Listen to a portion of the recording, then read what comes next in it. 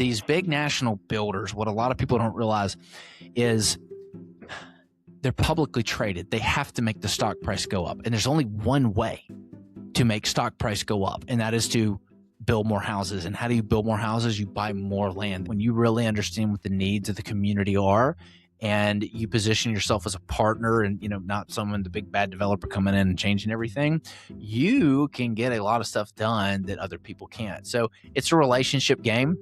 You're going to need to build relationships doing it. Life is a game of gathering the most experiences before you die. And I try to do those experiences as early as possible, because much like you purchase a stock that pays you a dividend throughout your life, the earlier you purchase it, the more dividends it pays.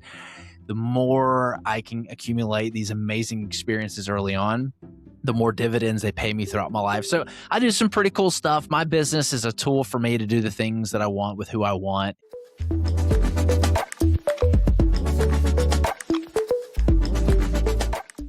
Hello, everybody, and welcome to the Ultimate Real Estate Lifestyle Podcast. I am your host, Guy Bouchard, and today we have Brandon Cobb with the Land Development Accelerator out of Nashville, Tennessee.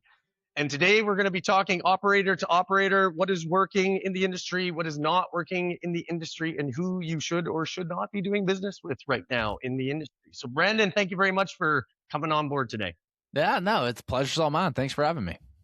Yeah, it's absolutely my pleasure. Talking to a fellow operator across the border is exactly what I want to be doing right now, because there's a lot of things going on in the economies in a lot of different places. So I'm really excited to hear what's going on in your world, and we'll dip into a few things that are helping and hurting our business right now. Before we get into any of that, I just want to find out a little bit more about you. Tell our viewers about Brandon outside of business.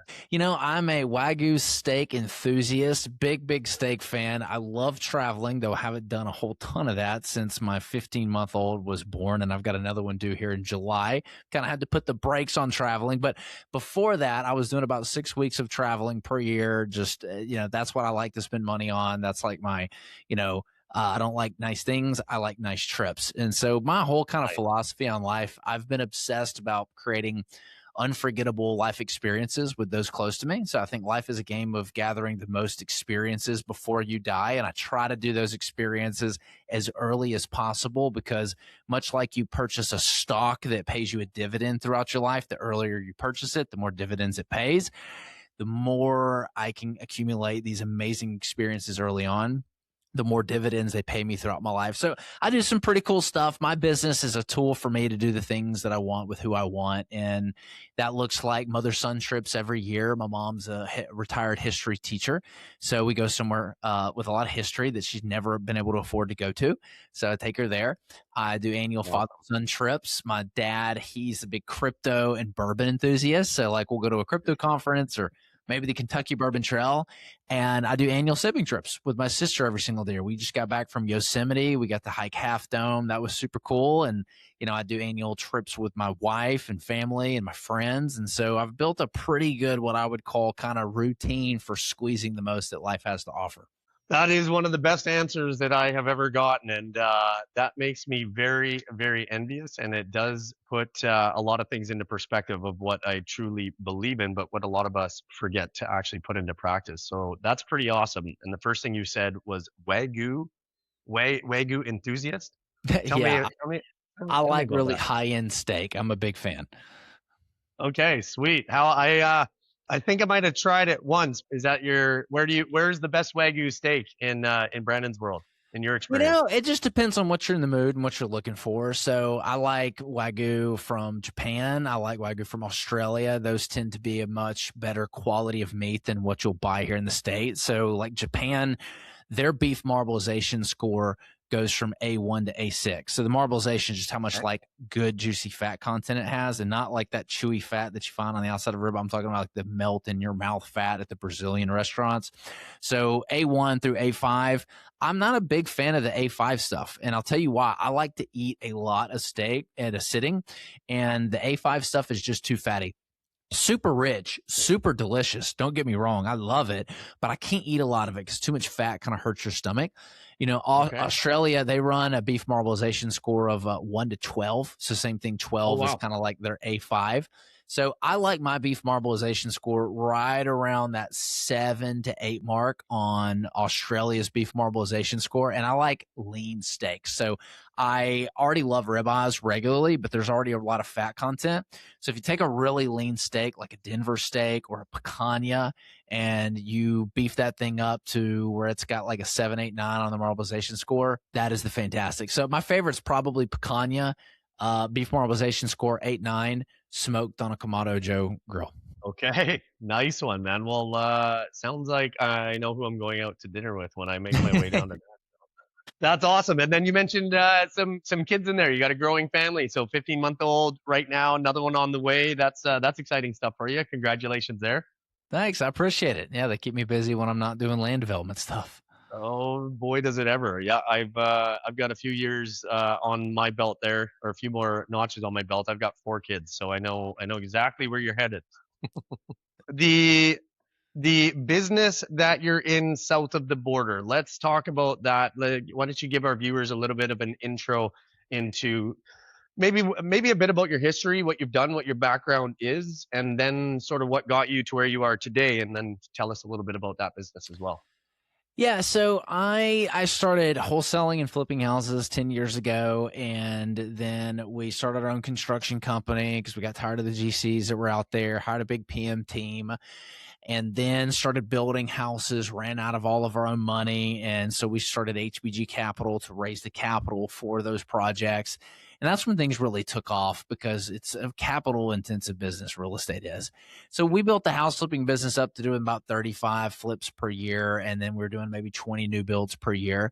And we had a need to grow and scale the number of new builds we were doing. So we started going after land that had development potential. You know, Yeah. why we learned, hey, it takes just as much time and effort to talk to somebody that owns a piece of land that you can build 1 or 2 houses on, or like a vacant lot, than it is to talk to somebody who's got a piece of land you can build 50 houses on, right? You know, same amount of time, same person. So we just pivoted on who we were targeting and we started developing land. So we were planning on going vertical on these projects that we had, but we got a knock on a door from a big national builder that pretty much offered us a ridiculous amount of money for it. And we were like, we looked at the purchase agreement, we looked at each other, looked at the purchase agreement and said, yes, it's for sale. You can have it. And do you want the one across the street? Because we'll develop and sell that one to you too. So that's kind of how we got into the development game. There's 3 phases. There's entitlement, which is just getting it approved for development. You can sell it without having to do any construction there. There's land development where you're putting the roads, utilities in, basically creating a neighborhood with no homes. Then you can sell it, the individual lots, to a builder if you want after it's developed. And then there's actually building the homes. You can do that. So you got 3 different exit strategies. We do all 3 at various stages. And yeah, it's been a crazy journey since. So like fast forward today, we work with big national builders like Lennar, DR Horton. You've heard of them. These are publicly traded companies. And we take the land, we get it approved for the communities, and we just sell it through these pre-sold contracts with these big national builders. Okay, sweet. And then and so the HBG Capital is obviously the capital arm, and the Land Development Accelerator is the vehicle that you're using to do the what you're talking about with the land development, selling that and developing So that. HBG Capital is the private equity real estate firm that invests in these projects. The Land Development Accelerator is our mastermind community for those that want to learn how to do land development. So HBG Capital is for investors. They just want to put their money. They like the idea of investing in pre-sold projects to these national home builders. Right. They like the idea of that. And then Land Development Accelerator is if you want to learn how to do it, we teach how to do this process. We teach, how to raise the capital, how to manage the entitlement processes, everything soup to nuts, A to Z. And that's all packaged in our mastermind program. And, we've got students in that program that learn how to do what we do. Love that. Very, very similar to what I'm doing in the multifamily space on the value add component side. Because a lot of the people that I talk to, they fall into one bucket or the other. Either they want to learn how to do it themselves, or they want someone else to do all that work for them. So it sounds like you've got that exact program figured out on your housing. What do you find most people's appetite is when they come into your world? When you say most people's appetite is when they come into our world, what do you mean?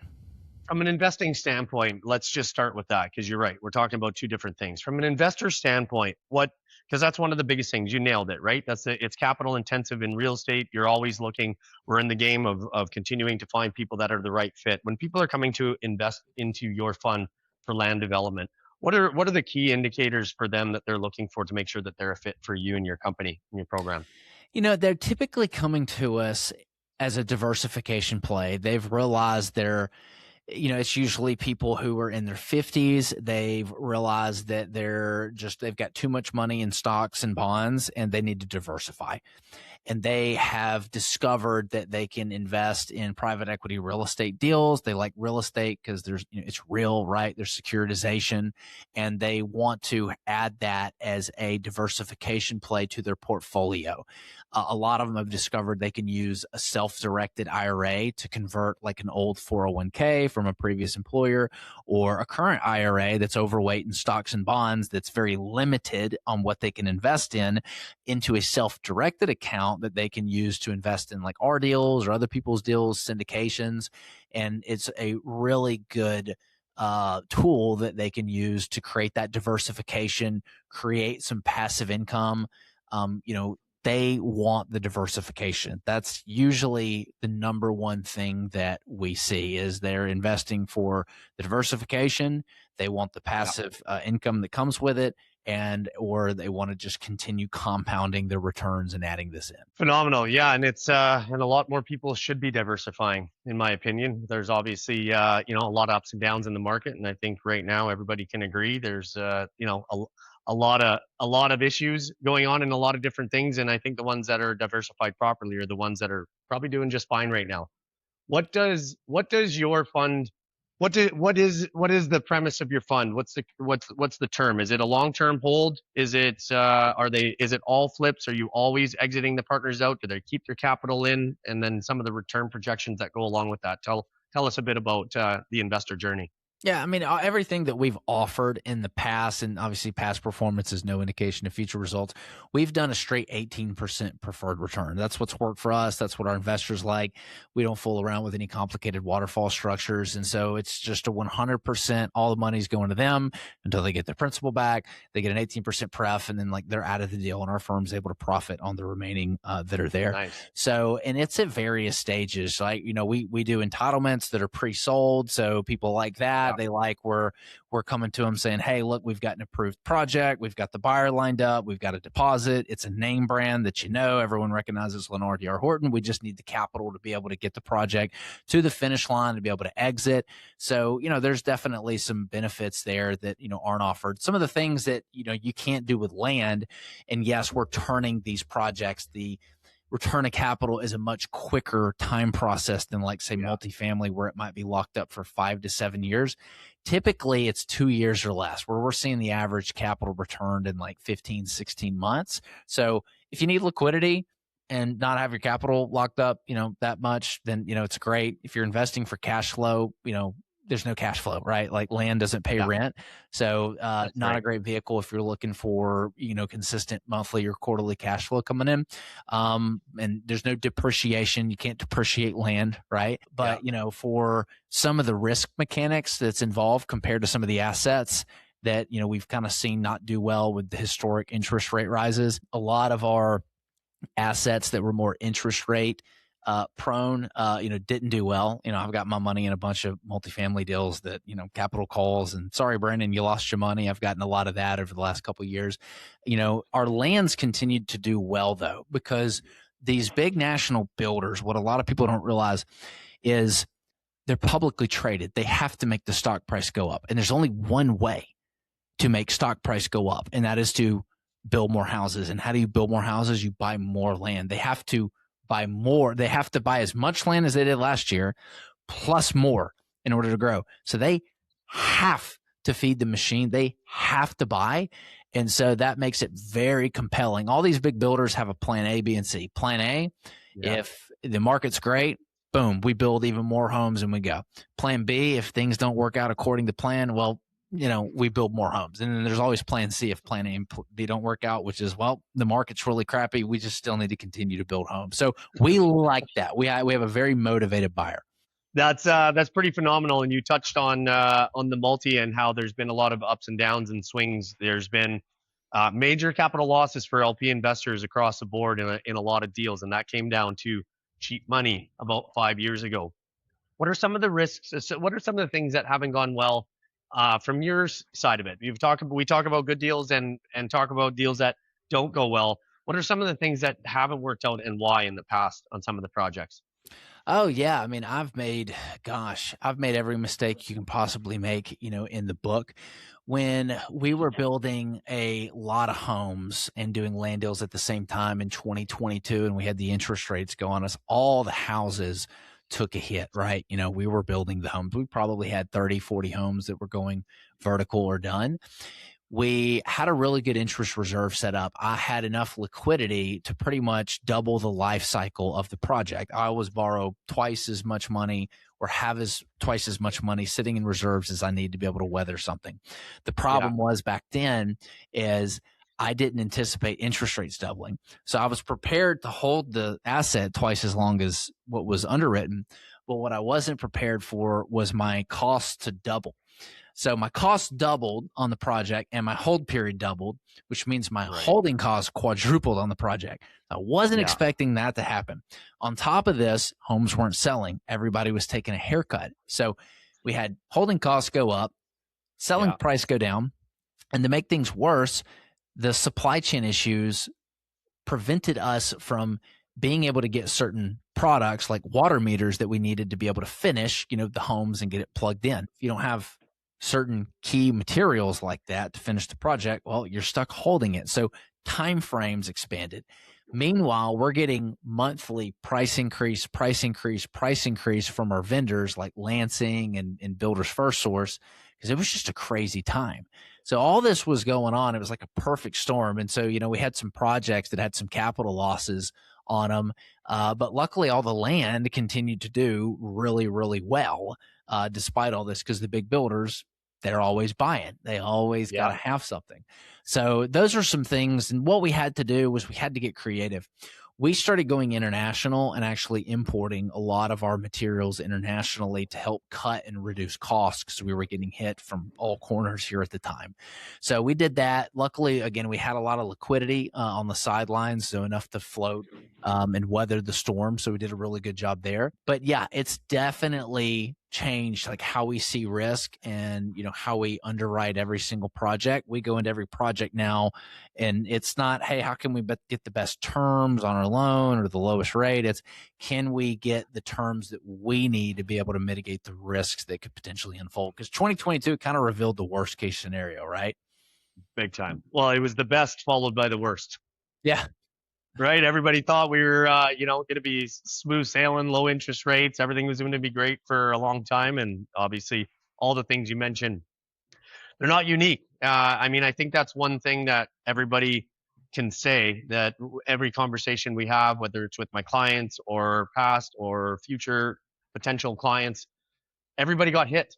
That's where everybody learned a lot of lessons, usually the hard way in most of the scenarios. And that's the battle scars that most experienced investors need to see before they're actually investing into operators. The young 20-year ago version of ego drives everything and we're going to make it through and we'll figure it out. You get through those tough situations that everybody experienced, and all of a sudden you start to wake up and realize, okay, there's a lot more downside to be protected, and there's maybe a few things that I still have yet to learn, as we all do, right? Yeah. Well, it makes you a better business operator too. When the easy money spigot is on and you're making money hand over fist and it's easy and you got access to capital and, oh yeah, I went 10% over budget, but the property appreciated 15% in value. So we're good. All that goes away and you got to really get down and dirty and get good at running the business. I feel like I'm 5 times the business person since COVID and all that stuff happened in 2022. Like, it just makes you a better business owner. A lot of people trying to figure out what to do right now, right? I think there's a lot of people got hit, a lot of people got hurt. I think what I'm realizing in our conversation here is that although all the companies went through a lot of the same things, like you're talking about multifamily, which is obviously just one space, but that's my space. Yours was a shorter time frame, so you're in the short sort of short-term flip, like you said, like the exits that you're trying to get within sort of an 18 to 24 month period, you sort of felt that impact soon because that was your turnover rate. Whereas a multifamily deal, for instance, is locked into debt that is renewing right now.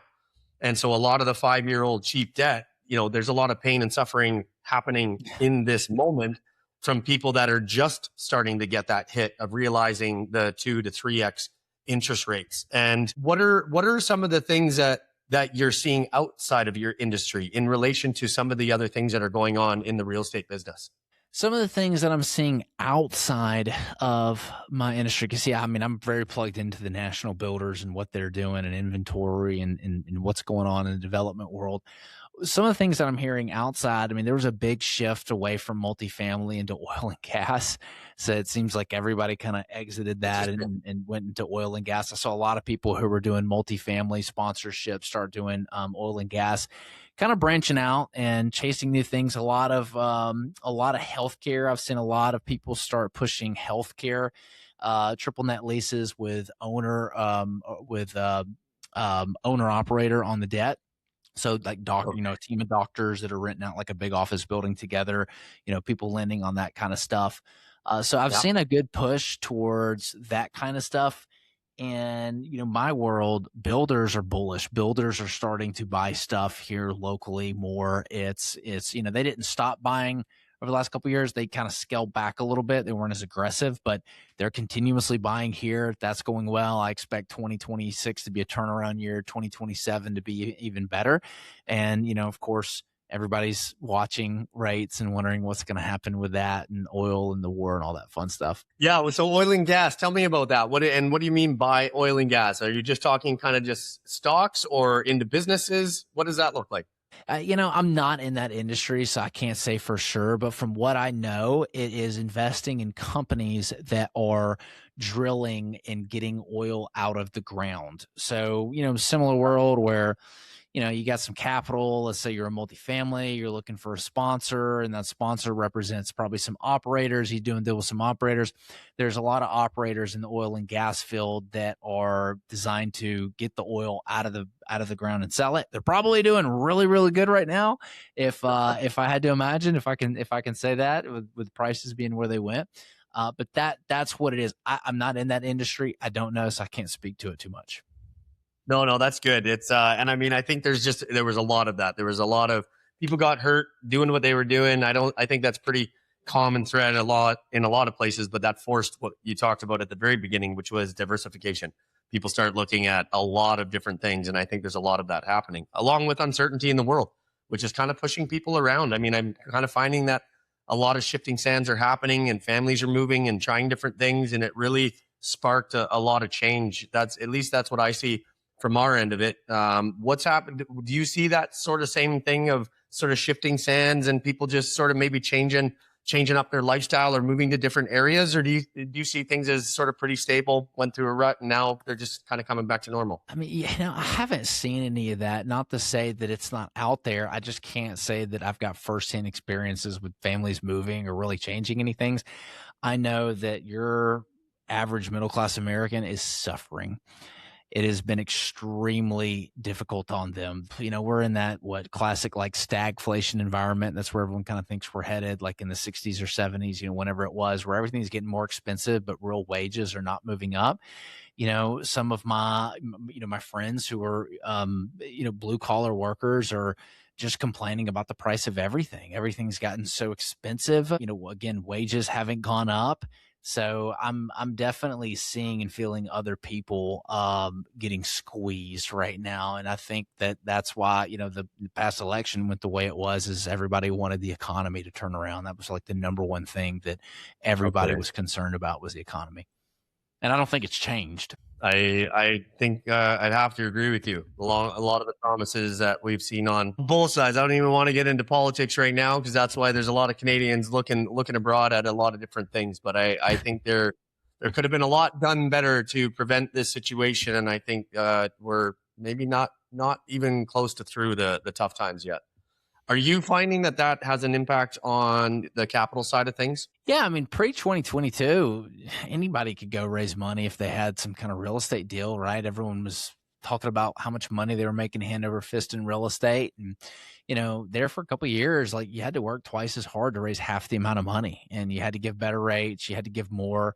Yeah, it's been tough. And so you've seen a lot of that capital fly out of multifamily and migrate into other asset classes. I mentioned a couple of them: oil and gas, triple net lease, healthcare, and then land. I've had a lot of people who've been searching for yield who said, yeah, my multifamily stuff's not doing really hot. I'm looking for some alternative assets in the real estate space. I still have some allocation that I need to put in. And so we've gotten quite a bit of investor calls just because they want diversification and they see that land that's pre-sold, they like that risk profile. It's like, oh, it's pre-sold. That's a real, the buyer's locked in with a 7-figure deposit. Okay. Well, yeah, I like that idea. So land has a good risk profile for those that know how to navigate it. Yeah, totally. And as much as it sucks to see the industry suffer on the multifamily side, that's where opportunity is created as well. So it all goes in ebbs and flows. But locking in the land that's pre-sold, I know a lot of people that would love to see that higher return, short turnaround time with some security and some certainty on the end of it. Because I think that's what people have sort of been craving, is like a little more certainty. I don't want another pro forma. I don't want another promise. I just want to see my money back with a return. Like that's, it's, and not a lot of people were able to perform on that promise over the last 5 years for a lot of the things we've been able to talk about. So good on you for having a model that's working. And what are you seeing in the, like, where do you see value where other people in your industry maybe miss? Where do we see value in our industry where other people maybe miss? It's in the entitlement stuff, right? It's where we've got relationships with city officials and we understand what the vision of the community is, like what the city wants. Like that's what you're doing as a developer. There's a symbiotic relationship between the city and the developer. The city has a vision for what they want to see happen with the community, but they need the developers to help make it happen, right? And so going in and building those relationships, a lot of times you can get stuff done that other people can't when you really understand what the needs of the community are and you position yourself as a partner and, not someone, the big bad developer coming in and changing everything. You can get a lot of stuff done that other people can't. So it's a relationship game. You're going to need to build relationships doing it. That's one of the things we teach in the Land Development Accelerator. Like the first and best thing you could probably do is go meet with your local planning director. Or if it's in a major metropolis area and not a suburb, so suburb, go meet with planning director. If it's like a downtown metropolis, go meet with your council person. Downtown districts assign districts and they put council people in charge of those districts to get stuff approved. So you can go and meet with them. And if you build a relationship and just pull up a chair and say, hey, what are some things developers have done to create win-wins for you? Like what's important in the community? Hey, Mr. Council person, well, who's calling you the most and why? What are they complaining about? Like what kind of complaints do you get the most?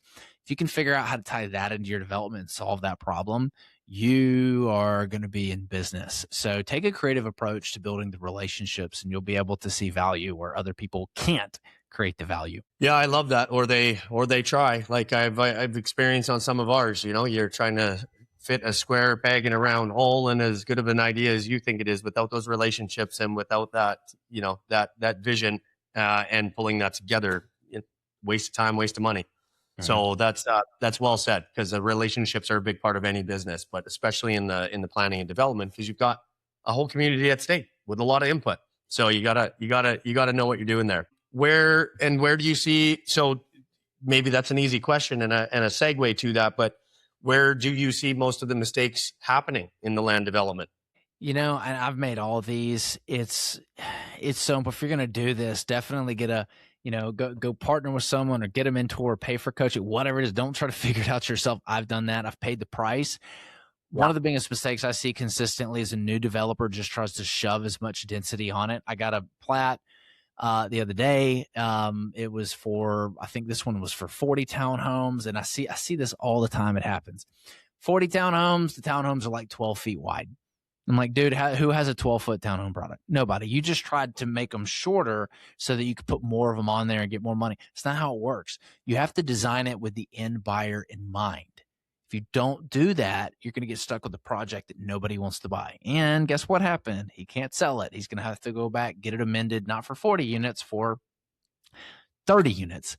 And now he's Yeah. upside down on his project. So very important that you do that, that you mitigate the risk in that way. The other is just pursuing projects they shouldn't have done to begin with. So some students come in the program, they're like, dude, I bought a piece of land and I failed to get it developed, or I failed to get it approved and I lost a bunch of money. Yeah, don't do that. The golden rule is don't buy it until you get all your approvals. You put an option on it and buy it once the approvals are in place. So the process is really simple.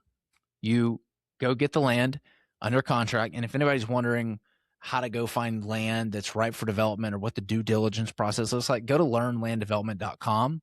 I got a free course. You go grab it. It'll get you all set up, put it under contract, take that contract to a civil engineer and say, hey, I got this piece of land. How many homes can we fit? Can you build me a concept plan? And so they'll build a concept plan, which is just a piece of paper with a sketch of about how many units can fit on the land. We take that concept plan to the city and we say, hey, look what I got. Do you want this? Is this in support? Would you like this? And if they say, yes, you should submit this, we would really like this, then you bring that concept plan to your list of national home builders and you say, hey, look at what I got. Do you want to buy this if I can get it approved? And if they give you a contract and a big fat deposit and say, heck yeah, we're all in, then you start to take that project through. If you do that during your due diligence period, you mitigate a lot of risk. You won't be out of pocket anything but the concept plan that's done. So risk management should be at the forefront of every deal you do. It's a big one, 100%. And, back to the multifamily, and I know it's applicable in almost any industry, but a lot of things look good on paper. And when you're making a lot of assumptions on the conservative basis, or you don't have that downside protected, or you don't have the relationships or the experience to operate, it's a big part of it. And understanding that risk mitigation part is all about the numbers to begin with. And do you even have a project that makes sense right up front? For me, we've got certain criteria in the commercial multifamily, but for you, what are the key indicators on value when somebody could do it? I've got tools that give the ability to check within minutes to see what a building's potentially worth, to see if it's worth you putting the time and the money into it. What do you do in the land development space to kind of get that same sort of gut feeling on pricing a piece of land? Yeah, so it's all going to boil down to how many units you can get on it, right? And so the first thing you want to know is there sewer access nearby? Because if there's no sewer access, you're not going to be able to get density. Doesn't mean your deal is dead. As long as there's communities being developed with septic systems, then you're good. You've got a buyer, right? That's the key. But for the most part, in most markets, national, I don't like doing it. Yeah. So, and what you can do is we pull up a GIS parcel map, and we're just going to the areas that the builders are already building in. That's it. It's not rocket science. And we pull up, you can go reach out to your utilities department if you're looking at a particular parcel, and you can say, hey, I'm looking at this parcel for development. Can I please have the sewer maps? And they'll show you the sewer maps where they go to, everything. And so you can see if you've got access. If you got access to the sewer and you've got development nearby, down the road, 5 minutes down the street, something like that, you're in business, right? That means that you can do something. And from there, all we do is pull up a nearby development, and we use a tool called Land Glide or Land ID. And we go look at how big the lots are that the builder is developing. And so it's like, oh, cool. It's 50 feet wide by 120 feet long. That's what, about a 6,000 square foot lot. And we take our piece of land, and we have a little formula that we use.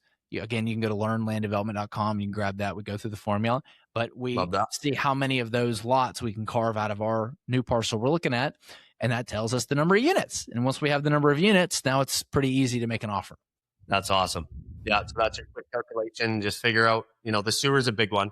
Utilities, we've been in a lot of land development here in Western Canada on a lot of our parcels. And at the end of the day, it all comes down to utilities, what's available, what are you going to be able to service? So that's pretty common. But so check the sewer and go to learnlanddevelopment.com, get your formula for being able to see how many lots you can sort of fit on. And then you do your quick napkin math to see if it's worth, if the deal pencils.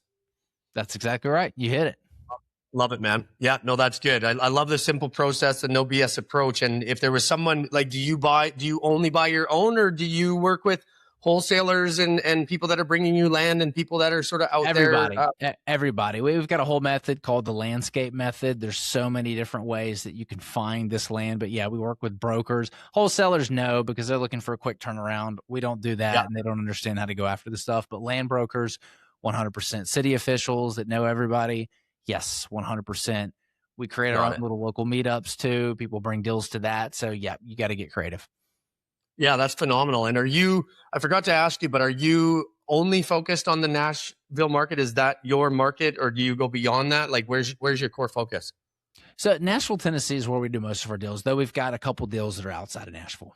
Yeah. And I mean, based on the relationship based, it makes a lot of sense when you're building relationships, keep those relationships, makes everything a lot more streamlined. So that's good that you're focused in those areas for sure. I love that, man. And what I really love about what you're doing as well is the training side of it. So I totally get that, because it's exactly what I'm doing on my side of it. Either people want to invest or they want to learn how to do it. What do you find? How are you finding that business and that desire for people to learn on the land development side? How am I what now? I'm sorry. I want to make sure I understand your question. Let me get the question correct in my head first before I ask. How much interest are you finding in people that want to actually learn the land development side? Is there a lot of uptake there, or There's tons. Yeah, because it's just not something that's widely taught. There's a guru on every corner teaching how to flip houses, how to wholesale houses. There's so many multifamily boot camps. I've only found like one other guy out there that is teaching this stuff, and I've got several of his old students, and they complain that he's just creating bird dogs and not actually teaching the whole thing. He just wants you to find the deal and bring it to him. So there's been tons of interest, right? We teach the capital raising stuff too. Not many people teach that. So if you're going to learn land development, you've got to learn how to raise money for your deal. That's a big part of it. Most people come into the community and they think they're going to learn land development and raising capital. And what they really realize is that a lot of value is business systems and operations, how to run a business, how to successfully have your financial dials in place on your business, leadership, how to do a team. Like we do a lot of that. And people, that's kind of an unexpected surprise that people see. But yeah, we've had tons of interest, and, we kind of keep the community small. I'm not looking to have hundreds and hundreds of people in it. This is really good for a mature real estate entrepreneur, somebody who already has a business.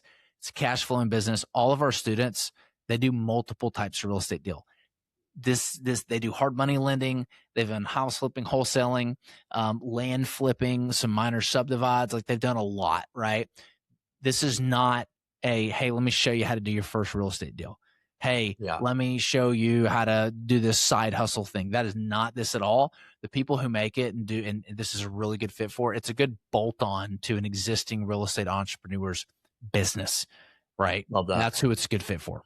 It's awesome, man. And you're checking the boxes on a lot of things that more reasons why we align. And there is a lot of BS in the entire industry and across the board. And it's only the ones that are actually showing you how to actually build a business around it and the eyes wide open. I don't like the, I don't like the anybody can do anything kind of approach to all of this and sell anybody anything that they will buy.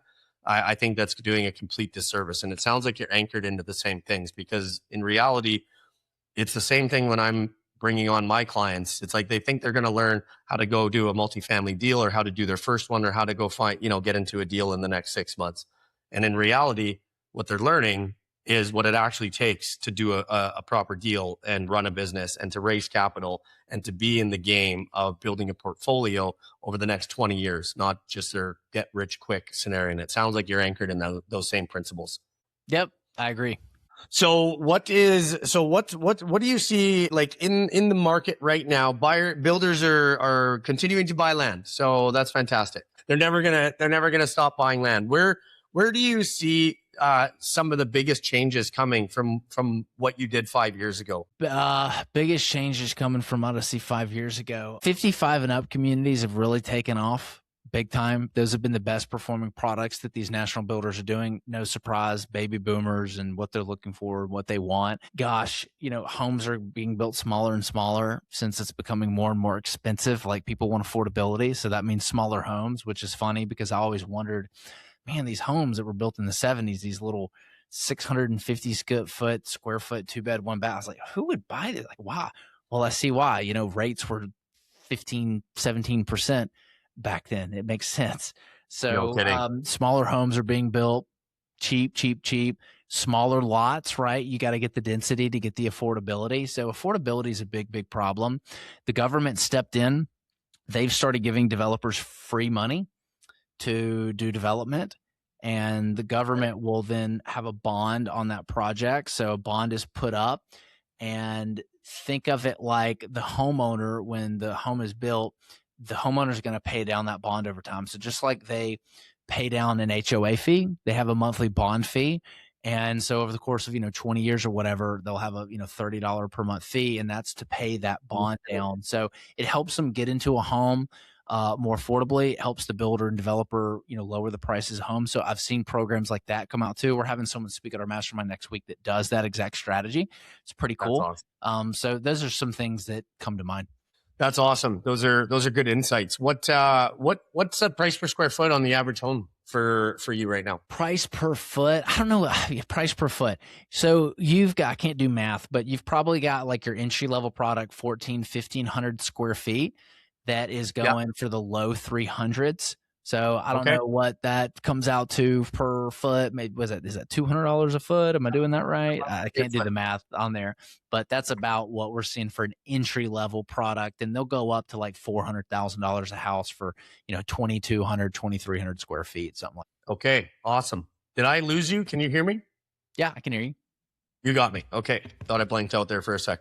Okay. So you got about $200 a square foot. That is obvious. That's hard cost on the home, not including the land, correct? No, not hard cost. You said sales price per foot. So what we're selling the home for, that's what that would be. That's the selling. Okay. So what is the typical cost? Not to pull the curtains back on your business, but just from a developer's, I'm looking for just hard cost on the build without the land included, approximately. Yeah, builder grade, $140 a foot is what we're seeing. The nationals are in the low 100. Okay, no kidding, eh? And so that means that the land, in order for you to have profit on a 200K, your land is probably coming into that $20 to $40 a square foot on the land cost. Is that kind of sounding right?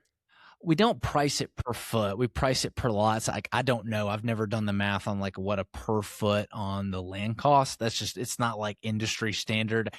We're typically pricing the land like per lot usually. Yeah. Fair enough. That's usually. And so we're typically seeing on average about $50,000 to $55,000, maybe $60,000 on the high end, to develop a pretty straightforward lot that's not going to have too many complications. An average cost, right? So a little bit less than that, you could run into the mid to high 40s. More than that, if you hit rock, you could run into the 70s. So that's about what we're seeing for development costs on the lot. We're typically picking up land for less than $10,000 per unit. Gotcha. And that's comparatively, I'm sure you're well aware the prices in Canada are astronomical compared to some of a lot of the places in the United States, which is why you got a lot of people second guessing what they're spending their money on up here and what their future looks like. Do you guys raise your fund? Is it accredited investors only, or are you a 506 fund? 506C. So we do both. We got 506B opportunities and 506C. So we do both. Okay. Awesome. And do you raise capital from the Canadian side as well? Yeah, we've got international investors, and some of them are Canadian. Yeah. Beautiful. Yeah. Well, there's a lot of people on here that they don't want to learn how to separate land or subdivide land, and they don't want to learn how to renovate apartment buildings. They just want to find people to diversify their money with. So I'm hoping some of the viewers are picking up on your experience and the operation you have down there, because it sounds like you've got a good one. And the one thing that we talked about sort of on the intro coming in here, as everybody's sort of wanting to know on how it's impacting each different business, but AI, it's here, it's coming in waves more faster than we can shake a stick at. But how are you integrating that into your business on the development side? We use it for underwriting. We've got our own custom GPTs that are built out, that are trained on the local codes, the overlays, the municipalities. They do all the due diligence for us. Oh my gosh. All of it is automated, where land parcels come in, it automatically runs them through those prompts. It spits out the due diligence report. It uploads it back into the Airtable, back into the CRM. So the sales reps can just read their due diligence reports. Like, it removes a lot of the due diligence. That's like one big one that I'll give. That's absolutely huge. It's directly applicable for it. You've got automations you can put in place to follow up with sellers that, as you know, the follow-up is key, right? That's where the money's made. So you can put systems and processes to have follow-ups with the sellers to keep in touch with them. That stuff's really key. AI is answering phones now. So as you know, speed to lead is the key to a successful business. And at the very least, you can have somebody answer the phone and then like schedule a time to speak with the sales rep or something about that. That way you capture it and you've scheduled it. So man, there's so many different ways. I mean, we could spend hours just talking about AI. Yeah, we could absolutely, and it's more just an awareness on the people that need to be starting to get it integrated more into their operations to keep up with the pace. Because there's guys that like you that are already doing it. So that's awesome. Is there anything I haven't asked you that you think our viewers should know about you or your business, or any other input you'd like to have? No, man, we've talked about a lot. So I think you've covered it. We've knocked it all out over the past hour. You've been a great interviewer. That's awesome, man. It takes one to know one. So it's really good to have had you on here, and I'm expanding into the U.S. As we speak. So building relationships with good people that have integrity, that have sort of been there, done that. They've got a good system in place. They deal with good people. You know, I really commend you for what you're doing, Brandon. It's been a pleasure getting to know you, and I know our viewers are gonna get a lot of value out of this conversation as well. So I want to thank you very, very much for coming on board. What is the best way for people to get a hold of you? Yeah, I mean, if you're an investor and you like the idea of investing in pre-sold developments with national home builders, you can go to hbgcapital.net/waitlist. It's pronounced Harry Bob Gary, hbgcapital.net/waitlist. You can watch our whole video that explains our investing strategy, and you can book a call with me if you want to learn more. If you want our ebook, you can do the same thing, hbgcapital.net. So that's it. And you can go grab our ebook, 100 Questions Business Owners Ask Before Investing. And then if you want to learn how to do what we do, go to learnlanddevelopment.com. Go grab the free course. It's free. There's 8 hours of content. There's interviews with civil engineers, private equity firms that want to fund your deals, national home builders that want to buy them. All that stuff is there. And then if you like the idea of being a part of community and getting your hand held through your first deal, you can watch the video on that website, learn about our community, and book a call to see if it's fit. That's wicked, man. Well, I'm going to definitely be asking you about your community and what you got going on, because it sounds like you got a great thing. So we spent the time. We got to know you a lot. I love it. Wish you the best of luck on your business as it's coming up here. And I'm looking forward to that Wagyu steak with you down in Nashville, Tennessee when I come and visit you guys. So thanks very much for that, man. And thank you very much for coming on board. I appreciate the opportunity. See ya. No problem. And everybody else, that was another episode. We will see you on the next one. Thank you for watching the Ultimate Real Estate Lifestyle Podcast. Take care.